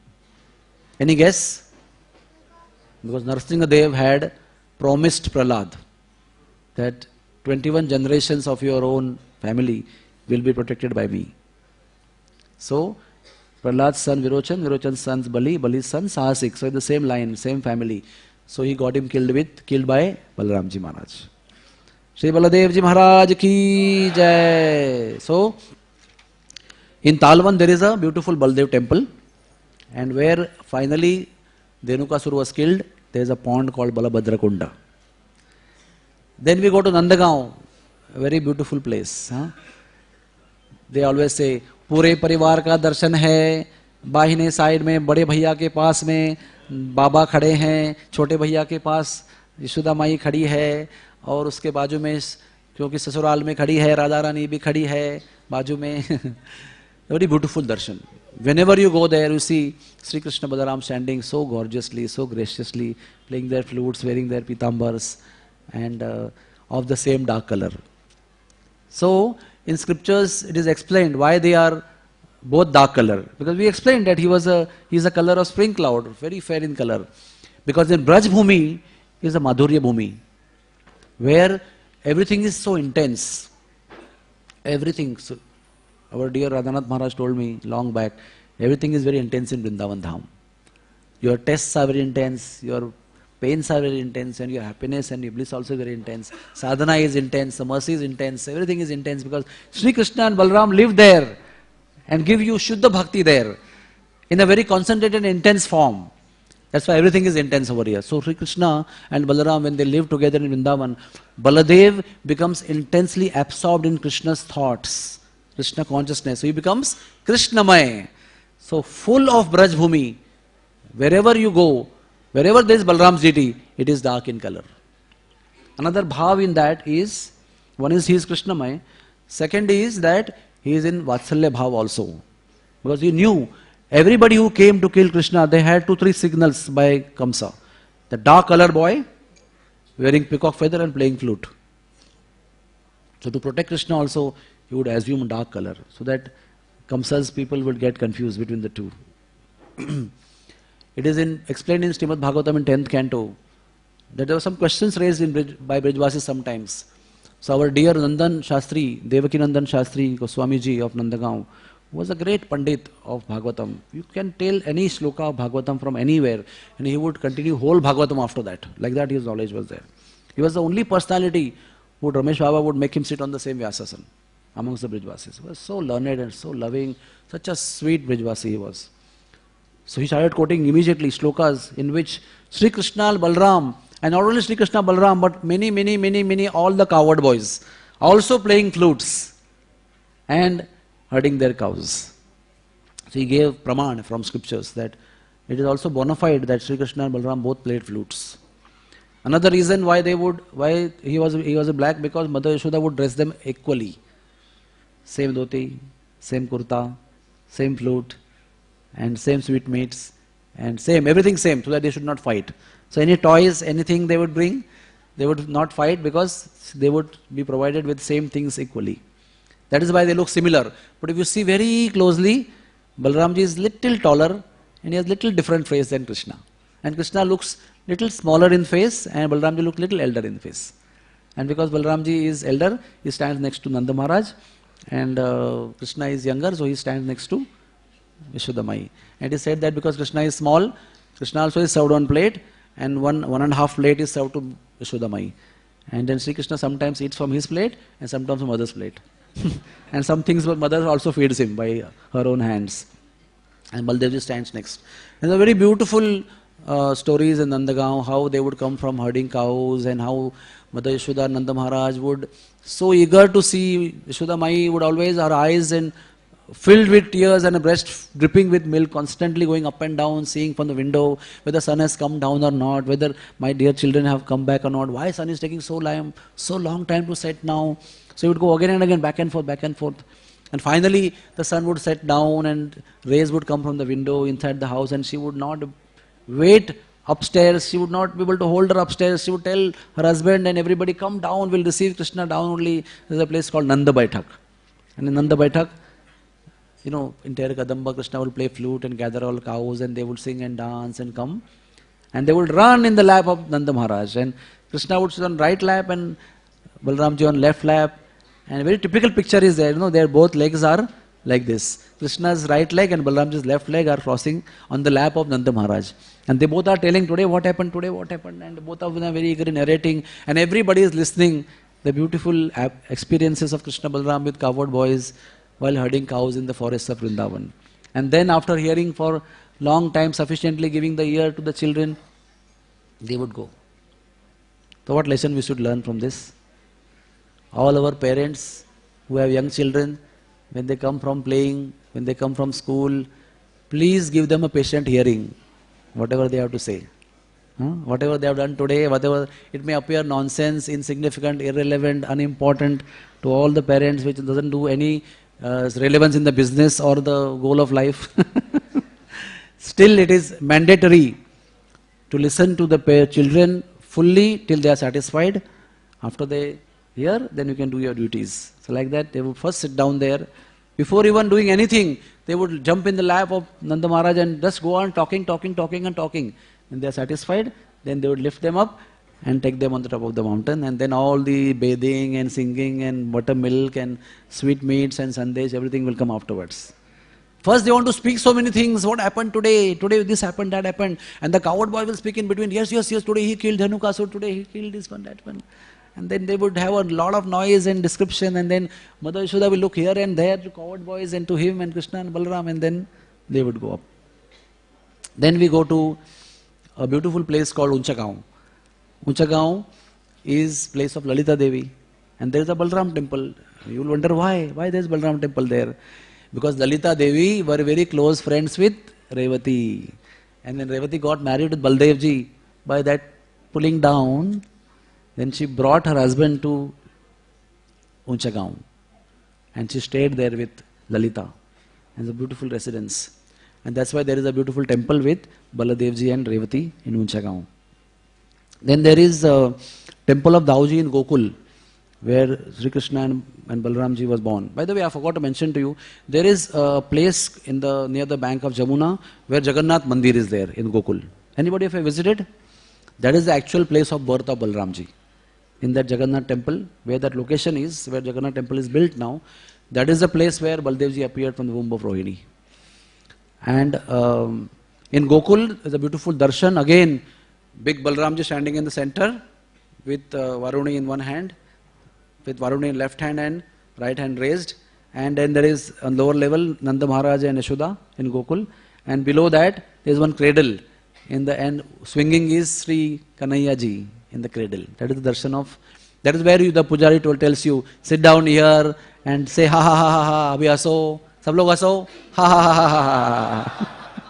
That is what is told there. That is the place. It's called Chaurasi Khamba. And Gokul, where Nanda Maharaj lived before he shifted to Nandagaon and Vishwarup Maharaj shifted to Barsana. Another temple.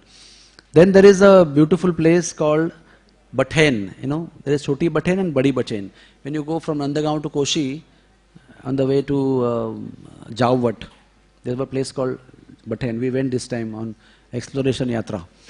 That is a place where Baldevji is sitting very peacefully, like nicely, resting.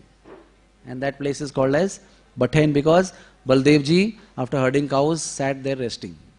It's a very beautiful temple there.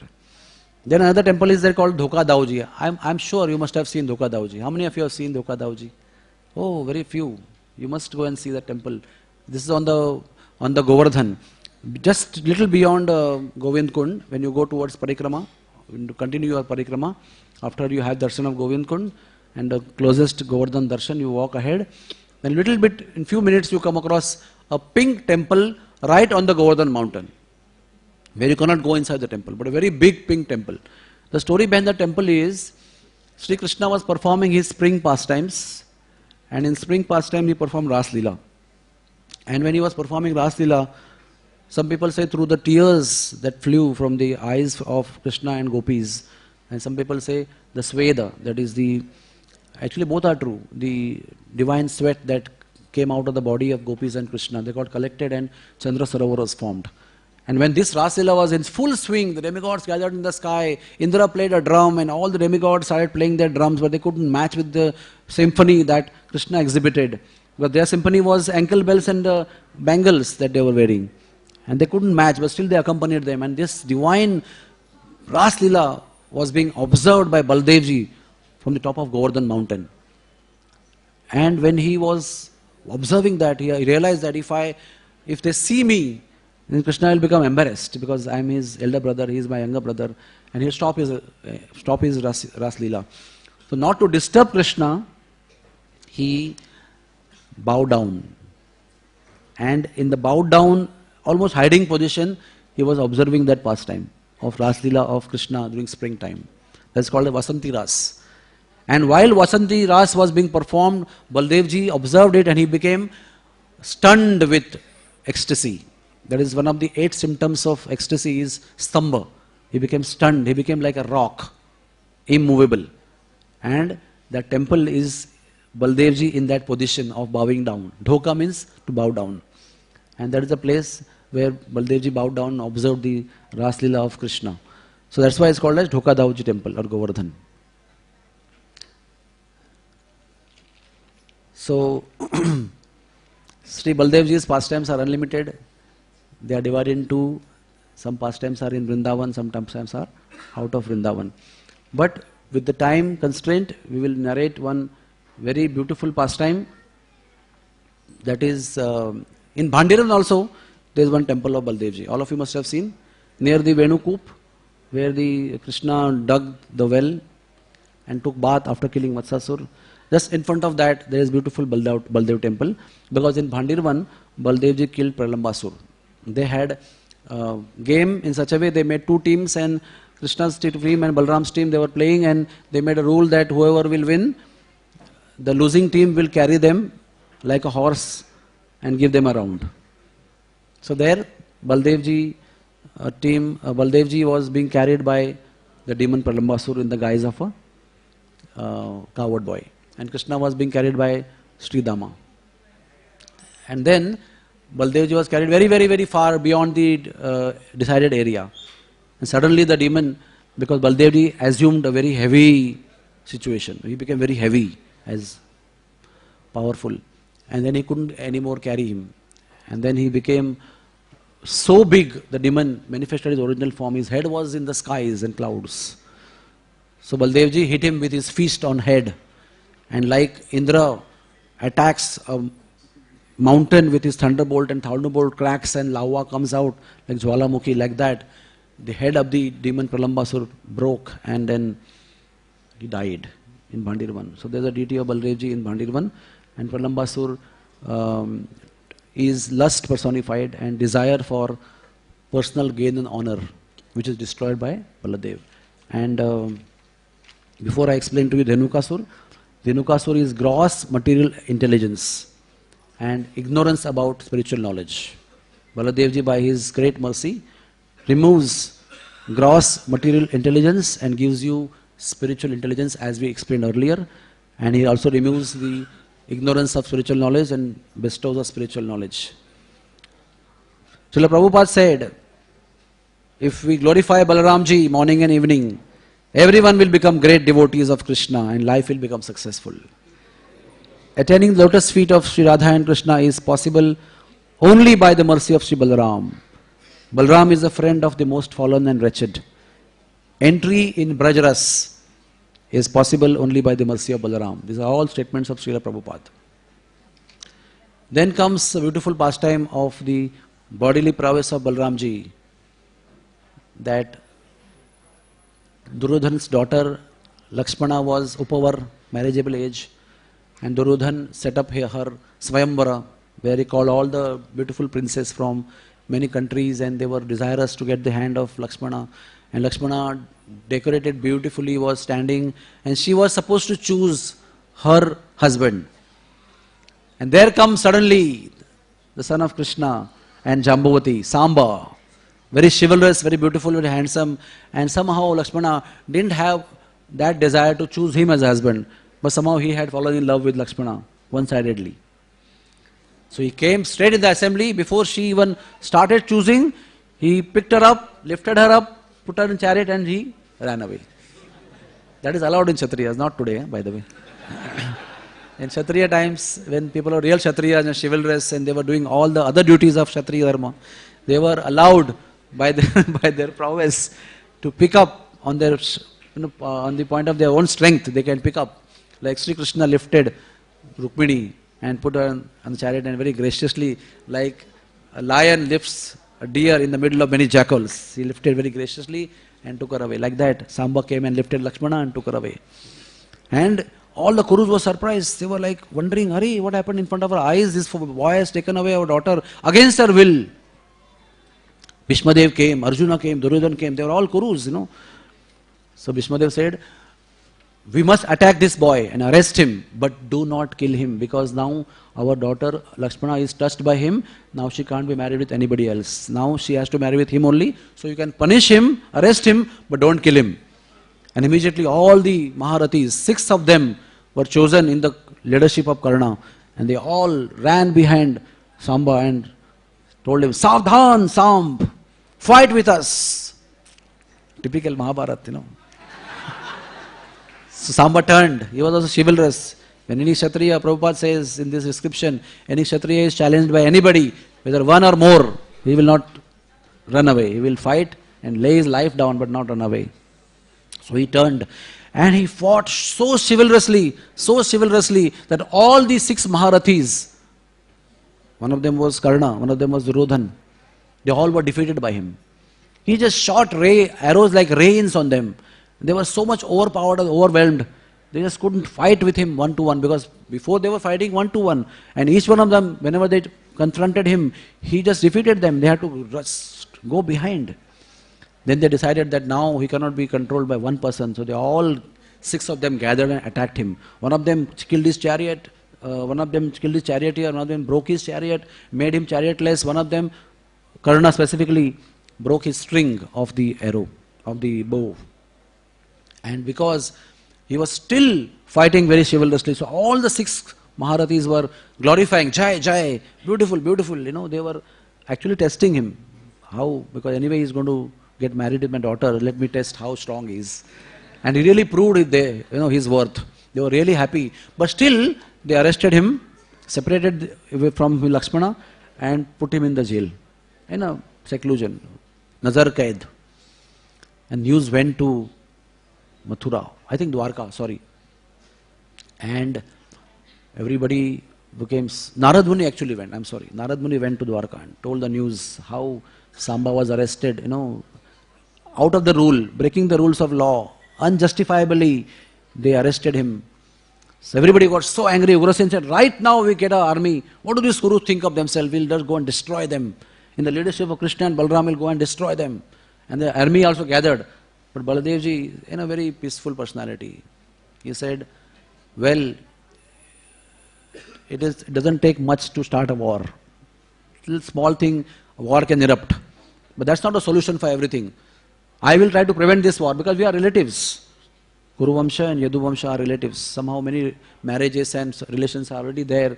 So we are friends right from beginning, and we have shared so many pleasures together. So I will go and first try to make a truce.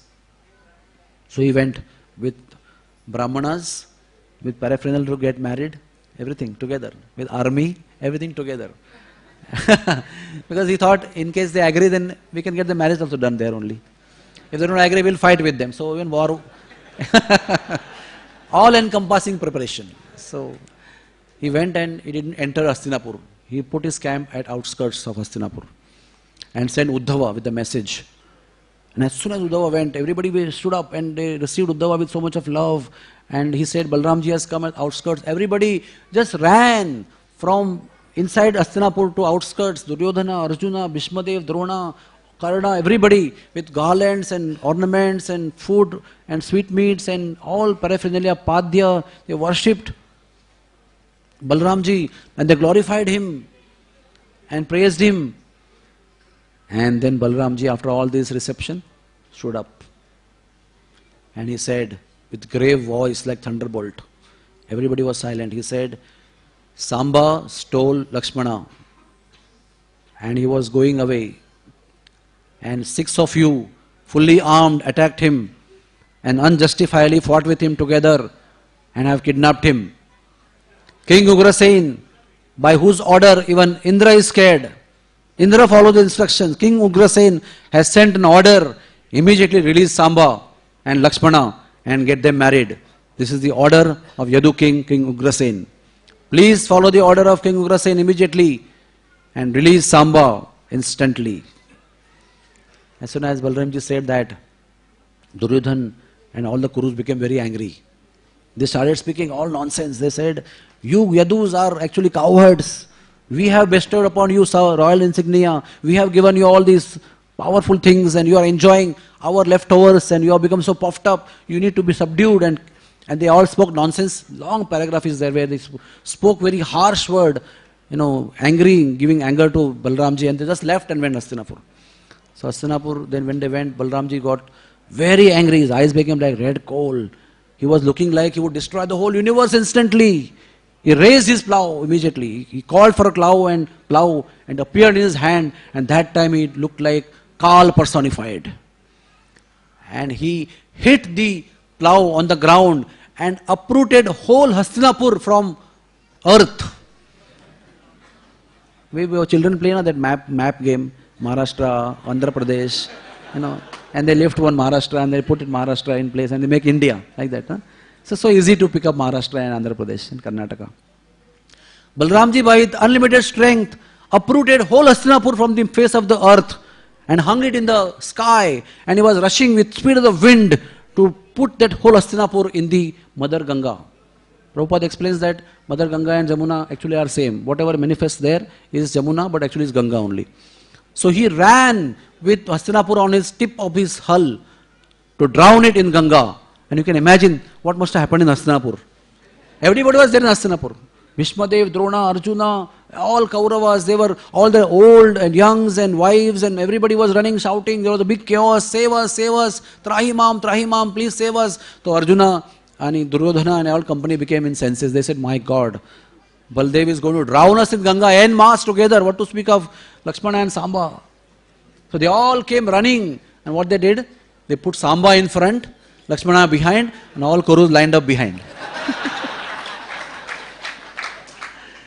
What is the most successful method of calming down Baldev? Is to see Samba, because he said, get Samba back. If you see Samba's face, then he will cool down immediately. Then we can show our face immediately. So, sorry, I'll finish very soon. So then all of them got Samba married there itself, and very great pomp and big dowry was given by Duryodhan, and Samba got married with Lakshmana, and they happily went to Dwarka. Shri Baladev Maharaj ki, Shri Balabhadra Bhagavan ki, Shri Krishna Balaram ki, Balaram Jayanti Mahamahotsav ki. Let us all pray to Balaramji with great devotion to protect us, to give us strength, and to make us perfect in our devotional life. Shri Balaramji Bhagavan ki, Hare Krishna, Krishna Krishna, Hare Hare, Hare Ram, Ram Ram, Hare Hare.